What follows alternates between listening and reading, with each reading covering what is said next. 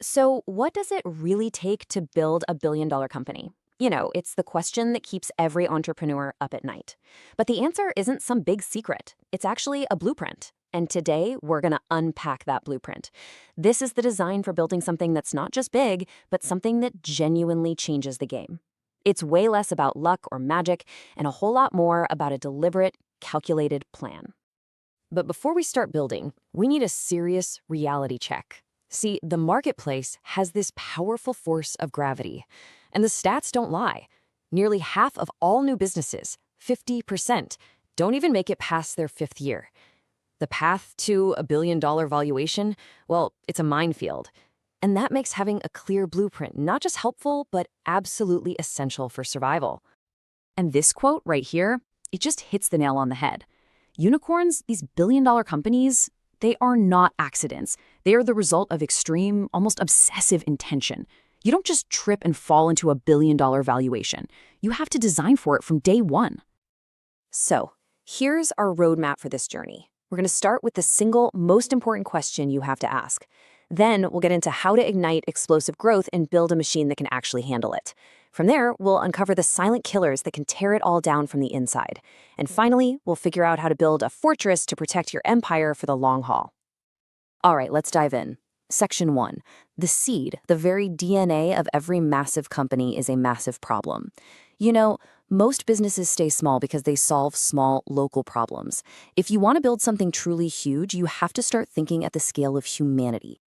So what does a billion-dollar problem even look like? Well, it's got to have a few key ingredients. It needs to be universal, something people struggle with everywhere. It has to be emotional. The pain point is so real that people will happily pay to make it go away. And crucially, it has to be solvable right now. The tech has to be there. Just think about Uber. They didn't invent taxis, right? They just fixed a universally broken, frustrating experience. Or Airbnb. They didn't build new hotels. They unlocked the hidden value in millions of spare rooms. They didn't create a new need. They just met an existing one in a radically better way. And look, solving a huge problem isn't about making a slightly better version of what's already out there. It's about creating a product that completely redefines the entire category.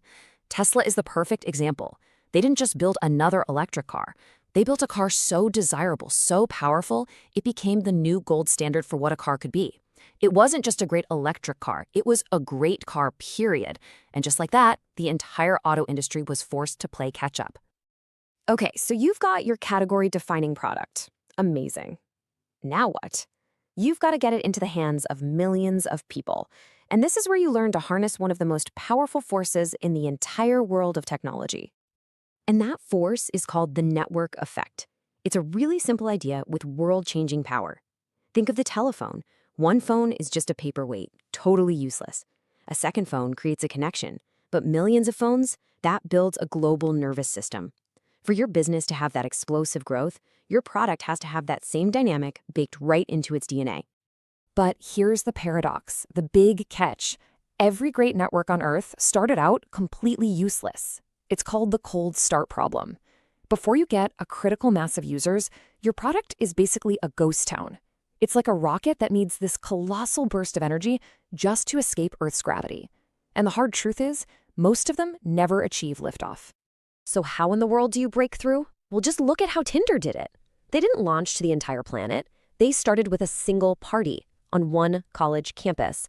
They focused on creating what's called an atomic network. That's the smallest, densest group of users who could immediately create real value for each other.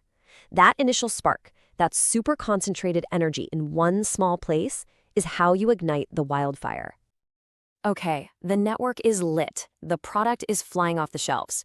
Now you're facing a whole new and very different challenge. How do you build the infrastructure to handle all that growth without the entire thing just collapsing under its own weight? The journey to $1 billion requires this fundamental shift in how you think. You have to move from brute force to a finely tuned engine. Amazon is the ultimate case study here. They didn't just build an online store. They built a global logistics organism, a symphony of warehouses and algorithms and delivery networks, all designed to serve one customer or 1 million customers with the exact same relentless efficiency. And the discipline behind an engine like that is something called operational excellence. It's really the art of turning execution into a science. You can think of Toyota's principle of Kaizen, which means continuous improvement. They understood that excellence wasn't some one-time act, but a daily habit. It's about replacing constant firefighting with foresight and systems. So, the machine is scaling beautifully. Everything's going right. But as you grow, new dangers start to emerge. And what's scary is that they're often not your competitors. They're silent killers that grow from within the company itself. The first silent killer is churn. It's when your customers leave. For a typical software company, that means losing about 3.5% of its customers every single month. Now, that might sound like a small number, but it's like a slow, constant leak in the hull of your ship, and it's always working against every bit of forward momentum you manage to create. And here's the brutal math that makes churn so lethal. It costs 5 times more to win a brand new customer than it does to keep one you already have. Just let that sink in. This means that even a tiny 5% improvement in keeping your customers can skyrocket your profits by over 25%.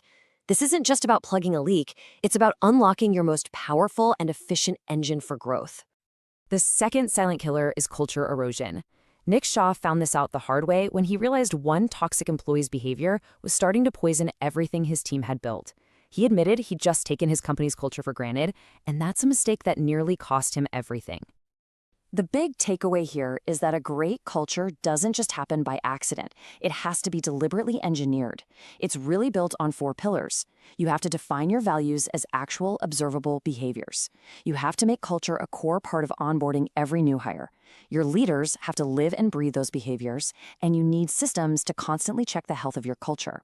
It's not about inspirational posters on a wall. It's about the daily habits of your entire organization.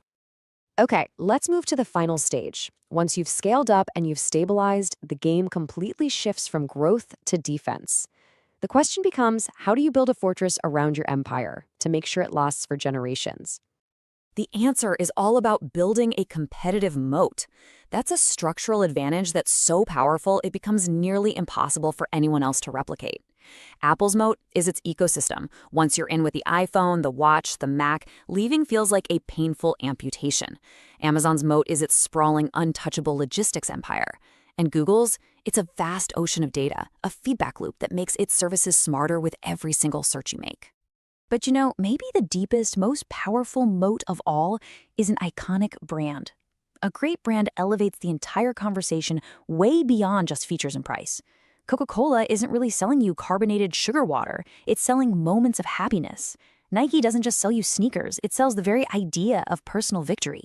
That kind of emotional real estate in people's minds, that's a fortress that no competitor can ever breach. And all of this, it leads to the final end game, becoming indispensable. This is the point when your company stops being just a choice for consumers and becomes part of the world's basic operating system. I mean, think about it. If Microsoft's software or Visa's payment network disappear tomorrow, the global economy would literally grind to a halt. They've become utilities. And that brings us to this final, really profound question. Once you reach that pinnacle of influence, the challenge is no longer just about growth. It's about integrity. It's a shift from being the disruptor to being the steward, where your real responsibility is to the very system you've now become a part of. From identifying a monumental problem to becoming an indispensable part of the solution, that's the blueprint. It's a journey of relentless, intentional design. It's really for those who aren't content with the world as it is, but are obsessed with building the world as it could be. So the only question left is, what problem are you going to choose to solve?